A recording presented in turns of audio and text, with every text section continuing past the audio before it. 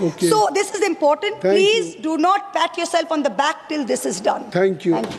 Thank you. Shri Ziaur Rahman ji. शुक्रिया माननीय सभापति जी।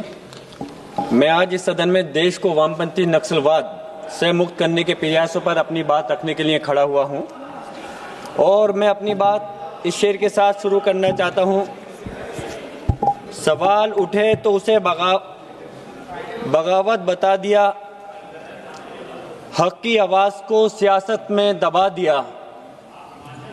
हुकूमत से कह दो अंदाज बदलना होगा, इंसाफ के बिना हर ताज संभलना होगा। माननीय सभापति जी, ये सिर्फ सुरक्षा का मुद्दा नहीं है, बल्कि हमारे लोकतंत्र, संविधान और खासकर हाशिए पर खड़े लोग जो कि आदिवासियों के मुस्तकबिल से जुड़ा हुआ है, बहुत अहम सवाल है। महोदय, सबसे पहले मैं साफ कर देना चाहता हूं, जो मेरी स्पीच का मकसद है उसमें कहीं से कहीं ये चीज़ नहीं है कि इस देश में किसी भी तरह का हिंसा, उग्रवाद, दहशतगर्दी या किसी भी प्रकार की कोई जगह नहीं है, चाहे वो किसी भी सोच के नाम पर हो। लेकिन असली मसला ये नहीं है। आज लेफ्ट विंग एक्सट्रीमिज्म के नाम पर एक ऐसा माहौल बना दिया जाता है जिसमें आम लोग, छात्र, पत्रकार, समाज सेवी, वकील और अल्पसंख्यकों को शामिल उसके शक के दायरे में ला दिया जाता है। महोदय, मेरा सीधा सवाल यह है, क्या हर असहमति नक्सलवाद है? क्या सरकार से सवाल करना, इंसाफ की बात करना, संविधान की बात करना, क्या यह सब जुर्म हो गया है?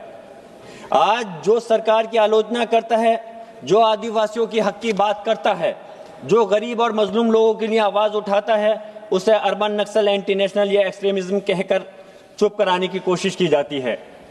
महोदय, ये जमहूरियत के लिए बहुत खतरनाक बात है और जब कानून बहुत ज़्यादा सख्त हो जाते हैं तो समाज पर उनका खौफ पड़ता है, लोग बोलने से डरते हैं, सवाल करने से कतराते हैं और धीरे धीरे लोकतंत्र की जो रूह है, असहमति, वो खत्म होती जाती है।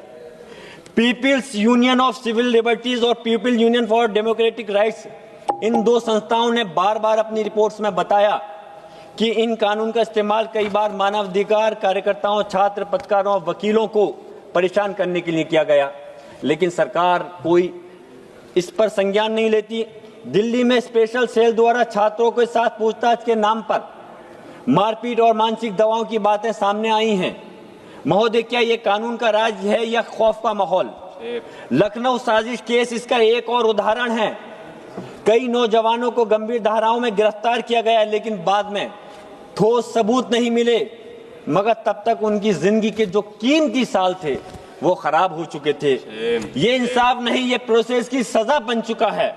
महोदय, मैं इस बात का सदन का ध्यान दो अहम बातनामों की तरफ दिलाना चाहता हूं, जिससे हो सकता है हमारे कुछ लोगों को आपत्ति होगी। स्टैन स्वामी और JN साई बाबा। स्टैन स्वामी एक बुजुर्ग और बीमार सामाजिक कार्यकर्ता, आदिवासियों के हक के लिए लड़ रहे थे और उन्हें जेल में रखा गया, जेल में ही उनकी मृत्यु हो गई, जो कि अफसोस की बात है। JN साई बाबा जो गंभीर रूप से दिव्यांग थे, उन्हें भी लंबे समय तक जेल में रखा गया और उनकी जिंदगी भी उसी हालत में खत्म हो गई। महोदय, ये सिर्फ अलग अलग हादसे नहीं, ये एक सिस्टम की सच्चाई दिखाते हैं। अब मैं आदिवासियों की बात करना चाहता हूं। आदिवासी इस देश के सबसे पुराने और सबसे ज्यादा नजरअंदाज किए जाने वाले लोग हैं। जिन जंगलों और जमीनों पर उनका सदियों से कब्जा रहा है, आज वो उनसे छीनी जा रही हैं। जिन बड़े बड़े प्रोजेक्ट के नाम पर जमीनें लाई जा रही हैं, लोग, सरकार अपनी पीठ थपथपा रहे हैं, लेकिन हकीकत यह है कि जो सच्चाई सामने आ रही है, कारपोरेट घराने, चाहे वो अडानी हो, अंबानी ग्रुप हो, कोई भी हो, उनको इस जमीनों को दिया जा रहा है। जो इसका विरोध करता है उसे नक्सलवाद समर्थक बताकर जेल में डाल दिया जाता है। महोदय, माफी चाहता हूं। क्या यह इत्तेफाक है या एक पैटर्न बन चुका है? जब कोई आदिवासी अपने जंगल और जमीन को बचाने की बात करता है तो उसे देशद्रोही कहा जाता है और अर्बन नक्सल जैसा एक शब्द बना दिया गया है जिसकी कोई कानूनी परिभाषा है ही नहीं। मुझे माननीय सभापति से ज्यादा लंबा समय नहीं लूंगा, 7 मिनट का समय है मेरा, लेकिन इसके जरिए किसी भी असमित आवाज को बदनाम किया जा सकता है। 17 मिनट का समय, 4 वक्ता हैं। तो हमने ये- आपको हाँ। 6 मिनट दे दिया है, प्लीज। 7 मिनट का समय है माननीय सभापति जी। क्या एक लोकतंत्र में सहमति क्या एक लोकतंत्र में असहमति जुर्म बन गया है? बिना पुख्ता सबूत की गिरफ्तारियां क्यों होती हैं? जमानत मिलना मुश्किल हो जाता है और केसों सालों तक चलते हैं, यानी इंसान सजा मिलने से पहले ही सजा भुगत लेता है। महोदय, मैं ये कहना चाहता हूं कि उग्रवाद सिर्फ जंगलों में नहीं होता, सोच में भी होता है।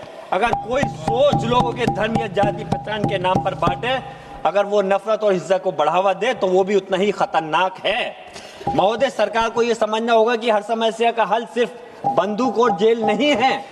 जहां नक्सलवाद है वहां असली वजह क्या है? गरीबी, बेरोजगारी, तालीम और इलाज की कमी, जमीन और हक का छिन जाना। अगर इन मसलों का हल नहीं किया जाएगा तो समस्या खत्म कैसे होगी? सुरक्षा जरूरी है, लेकिन इंसाफ उससे भी ज्यादा जरूरी है। इसलिए मैं सरकार से गुजारिश करता हूं कि अपनी नीतियों पर दोबारा गौर करें। शुक्रिया। आदिवासियों के हक, माननीय सभापति जी अपनी बात को कंप्लीट कर रहा हूं, सिर्फ 1 मिनट का समय चाहता हूं। आदिवासियों की हक की हिफाजत करें और लोकतंत्र सहमति को इजाजत दे ताकि हमारा लोकतंत्र मजबूत हो। माननीय सभापति जी, बार बार लेफ्ट विंग एक्सट्रीमिज्म की बात करना, लेकिन क्या उसने कभी उन लोगों पर सख्त कार्रवाई की है जो खुलेआम नफरत फैलाते हैं? आज देश में ऐसे बयान सामने आ रहे हैं जहां एक खास तबके, खासतौर से मुसलमानों के खिलाफ खुलेआम हिंसा, बहिष्कार और यहां तक कि कत्लेआम, जेनोसाइड की बातें की जाती हैं। सोशल मीडिया से लेकर सार्वजनिक मंचों तक नफरत का ये जहर बिना किसी डर के फैलाया जा रहा है। महोदय, मैं पूछना चाहता हूं, उत्तर प्रदेश सहित पूरे राज्यों में क्या ये एक्सट्रीमिज्म नहीं है? क्या ये हमारे संविधान के मूल्य और देश की एकता के लिए, अखंडता के लिए खतरा नहीं है? ये पूरे पीढ़ी के लिए खतरा है। तब सरकार की चुप्पी कई सवाल खड़े करती है। ये खत्म हो गया माननीय सभापति, खत्म हो गया। क्या एक्सट्रीमिज्म की परिभाषा सिर्फ जंगलों तक सीमित है? क्या शहरों में फैल रही नफरत, समाज को बांटना और सोच एक समुदाय को निशाने वाली भाषा एक्सट्रीमिज्म नहीं मानी जाएगी? महोदय, अगर सच में देश को हर प्रकार के नक्सलवाद से मुक्त कराना है तो हमें उस आवाज के खिलाफ खड़ा होना होगा जो नफरत, हिंसा, विभाजन को बढ़ावा देती है, चाहे वे किसी भी विचारधारा की क्यों नहीं आती हो। मैं अपनी बात इस शेर के साथ खत्म कर रहा हूं। कुछ लफ्जों पे खामोशी, कुछ पे सख्ती क्यों है? कुछ लफ्जों पे खामोशी, कुछ पे सख्ती क्यों है? इंसाफ के तराजू में ये नाइंसाफी क्यों है? जो नफरत फैलाए वो आजाद घूमता है और हक की बात करे उस पे पाबंदी क्यों है? श्री अरविंद सावंत।